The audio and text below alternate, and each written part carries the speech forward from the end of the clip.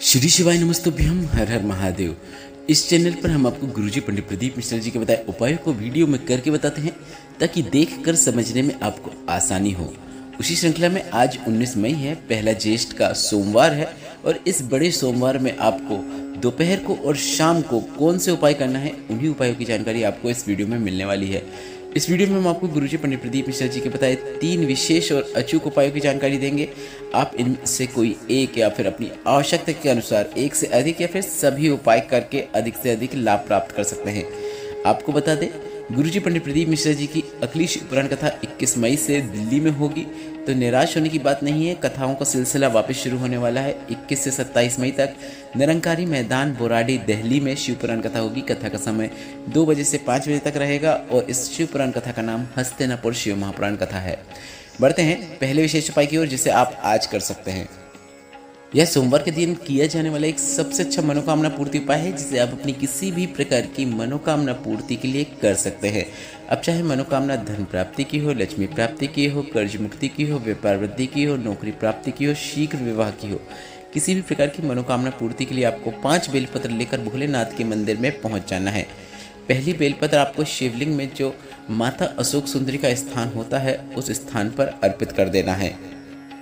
बेलपत्र को माता अशोक सुंदरी के स्थान पर इस प्रकार से अर्पित करें कि बेलपत्र की डंडी जलाधारी की ओर होना चाहिए और बीच वाली पत्ती शिवलिंग की ओर हो। आप वीडियो में देखकर समझ सकते हैं कि यह उपाय आपको किस प्रकार से करना है।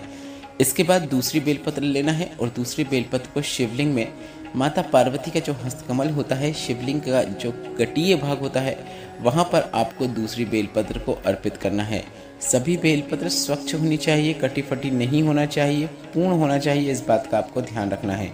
दूसरी बेलपत्र को माता पार्वती के हस्तकमल में शिवलिंग के कटी भाग में इस प्रकार से अर्पित करें कि बेलपत्र की 2 पत्तियां शिवलिंग को स्पर्श करें। आप वीडियो में भी देखकर समझ सकते हैं कि यह उपाय आपको किस प्रकार से करना है। 2 पत्तियां शिवलिंग पर स्पर्श करें, इस प्रकार से शिवलिंग के कटी भाग में आपको दूसरी बेलपत्र को अर्पित करना है। इसके बाद तीसरी बेलपत्र जो रहेगी उसे आप शिवलिंग के ऊपर अर्पित कर सकते हैं। शिवलिंग के ऊपर भी आपको बेलपत्र को इस प्रकार से अर्पित करना है कि बेलपत्र की जो डंडी होती है वह जलाधारी की ओर होना चाहिए। यह पूरा उपाय करते समय आप श्री शिवाय नमस्तुभ्यम बोलते हुए नमः शिवाय, ओम नमः शिवाय, जो मंत्र आपको ठीक लगे उस मंत्र का उच्चारण करते हुए कीजिएगा। इस उपाय को करने के बाद आपको अपनी मनोकामना बोलने की भी आवश्यकता नहीं है। मात्र यह उपाय कर देने से भोलेनाथ आपकी सभी प्रकार की मनोकामनाओं को पूर्ण कर देते हैं। जिस मनोकामना को मन में रखते हुए, जिस उद्देश्य को मन में रखते हुए आपने यह उपाय किया है। तीसरी बेलपत्र को शिवलिंग के ऊपर अर्पित करने के बाद चौथी बेलपत्र को शिवलिंग में जलाधारी से जल जहाँ से नीचे गिरता है, उस जमीन का भाग, उस भाग पे आपको चौथी बेलपत्र को अर्पित करना है।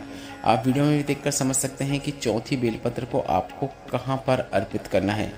जलाधारी से जल जहाँ से नीचे गिरता है उस भाग पे अर्पित करना है। शिवलिंग पे कहीं पर भी आपको यह बेलपत्र अर्पित नहीं करना है, इस बात का आपको ध्यान रखना है। जलाधारी से जल जहाँ से नीचे गिरता है, जहाँ पर बूंद बूंद करके टपकता है जमीन के, उस भाग पर आपको बेलपत्र, चौथी बेलपत्र अर्पित करना है। अभी जितनी भी बेलपत्र अर्पित की थी सभी बेलपत्र आपने उल्टी अर्पित की थी, पर यह चौथी बेलपत्र जो रहेगी वह जमीन पर जो रहेगी वह सीधी रहेगी। आप वीडियो में देखकर समझ सकते हैं यह बेलपत्र हमने जमीन में उल्टी नहीं अर्पित की है। पहली, दूसरी और तीसरी बेलपत्र को शिवलिंग पर अर्पित किया था, इसलिए उसे उल्टी अर्पित किया था। चिकना भाग भोलेनाथ की ओर रखा था। इस बेलपत्र को आपको चिकना भाग को ऊपर की ओर रखना है, जैसा आप वीडियो में देखकर समझ सकते हैं। इसके बाद 5वीं और अंतिम बेलपत्र को आपको भगवान नंदीश्वर मतलब नंदी भगवान को अर्पित कर देना है। नंदी भगवान के ऊपर अर्पित करना है। और गुरुजी पंडित प्रदीप मिश्रा जी ने नंदी भगवान को बेलपत्र अर्पित करने के कई तरीके बताए हैं, जिसमें गुरुजी ने बताया है अगर आप नंदी भगवान के ऊपर बेलपत्र अर्पित करते हैं तो बेलपत्र का चिकना भाग ऊपर की ओर होना चाहिए, मतलब सीधी बेलपत्र को आपको नंदी भगवान के ऊपर अर्पित करना है। तो आप समझ सकते हैं अभी तक जितनी बेलपत्र अर्पित की, पहली, दूसरी, तीसरी बेलपत्र आपने शिवलिंग पर अर्पित की तो वह उल्टी अर्पित की। चौथी बेलपत्र आपने शिवलिंग के नीचे जो अर्पित की जमीन में वह सीधी की। और यह अंतिम बेलपत्र भी आपको नंदी भगवान के ऊपर सीधी ही अर्पित करना है, चिकना भाग ऊपर की ओर होना है। आप वीडियो में देखकर समझ सकते हैं अंतिम बेलपत्र किस प्रकार से अर्पित करना है। डंडी वाला भाग भोलेनाथ की शिवलिंग की ओर रहे। इस प्रकार से आपको यह अंतिम बेलपत्र को अर्पित करके अपना उपाय पूर्ण करना है। यह काफ़ी विशेष उपाय है जिससे आप किसी भी सोमवार को कर सकते हैं और अपनी किसी भी प्रकार की मनोकामना पूर्ति का उद्देश्य जो है वह पूर्ण कर सकते हैं। अब बढ़ते हैं सोमवार के दिन किए जाने वाले अगले विशेष उपाय की ओर। अब रोग मुक्ति के लिए चाहे किसी मनोकामना पूर्ति के लिए अगर आप शमी पत्र को शिवलिंग पर अर्पित करना चाहते हैं तो गुरुजी पंडित प्रदीप मिश्रा जी ने बताया है कि एक तरीका होता है शमी पत्र को शिवलिंग पे अर्पित करने का। अपने किसी भी अटके हुए कार्य को पूर्ण करने के लिए, मनोकामना पूर्ति के लिए अगर आप शमी पत्र को शिवलिंग पे अर्पित करना चाहते हैं तो शमी पत्र को सबसे पहले शिवलिंग में जो माता पार्वती का हस्तकमल होता है, शिवलिंग का जो गटीय भाग होता है, वहाँ पर आपको शमी पत्र का स्पर्श करवाना है और इसके बाद शमी पत्र को आपको शिवलिंग के ऊपर श्री शिवाय नमस्तुभ्यं बोलते हुए, नमः शिवाय बोलते हुए, ओम नमः शिवाय बोलते हुए अर्पित कर देना है। इस प्रकार से ही शमी पत्र को शिवलिंग पे अर्पित करने का तरीका गुरुजी ने बताया है, जो कि गुरुजी ने कहा है कि शास्त्रों के अनुसार इसी प्रकार से शमी पत्र को शिवलिंग पे अर्पित किया जाता है। पहले माता पार्वती के हस्तकमल पर स्पर्श कराया जाता है, उसके बाद शिवलिंग के ऊपर अर्पित किया जाता है। ऐसा करने वाले की हर मनोकामना निश्चित और शीघ्र, अति शीघ्र पूर्ण हो जाती है। यह एक विशेष उपाय है जिसे आप कभी भी किसी भी दिन कर सकते हैं। सुबह भी कर सकते हैं, दोपहर को भी कर सकते हैं, शाम को भी कर सकते हैं। तो यह उपाय आज आप इस ज्येष्ठ माह के विशेष बड़े सोमवार में करके अधिक से अधिक लाभ जरूर प्राप्त कीजिएगा। बढ़ते हैं अंतिम विशेष उपाय की ओर। अगर घर में धन संपदा की कमी है, पैसों की तंगी बनी रहती है, कर्जा बढ़ते ही चले जा रहा है, तो गुरुजी पंडित प्रदीप मिश्रा जी ने सोमवार के दिन शाम के समय एक विशेष उपाय प्रदोष काल में करने को कहा है। जिन्हें पता नहीं है प्रदोष काल क्या होता है, उन्हें हम बता दें कि सूर्यास्त के 45 मिनट पहले से लेकर 45 मिनट बाद तक का समय प्रदोष काल कहलाता है और यह उपाय भी आपको तभी करना है।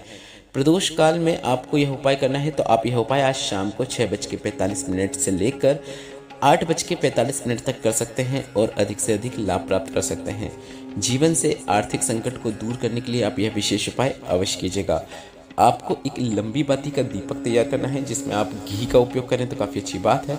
और इस लंबी बाती के दीपक को लेकर आपको बेलपत्र के वृक्ष के नीचे पहुंच जाना है।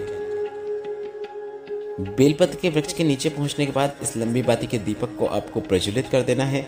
मन में श्री शिवाय नमस्तुभ्यं मंत्र का या फिर नमः शिवाय या फिर ओम नमः शिवाय मंत्र का उच्चारण करना है। बस इतना ही करना है और कुछ करने की आपको आवश्यकता नहीं है। आप प्रत्येक सोमवार के दिन का यह नियम बना लें कि मैं बेलपत्र के वृक्ष के नीचे जाकर एक लंबी बाती का दीपक प्रज्वलित करूंगा या करूंगी। आपके जीवन में कितनी ही संकट चल रहे हो, परेशानियां चल रही हो, वह दूर होते हैं, आर्थिक संकट दूर होता है और घर में धन संपदा की वृद्धि देखने को मिलती है। इस वीडियो में बताया गया उपाय से संबंधित कोई प्रश्न है तो आप कमेंट बॉक्स के जरिए जरूर पूछिएगा। वीडियो थोड़ा सा भी उपयोगी लगा है तो वीडियो को लाइक करके चैनल को सब्सक्राइब करना मत भूलिएगा। श्री शिवाय नमस्तुभ्यं। हर हर महादेव।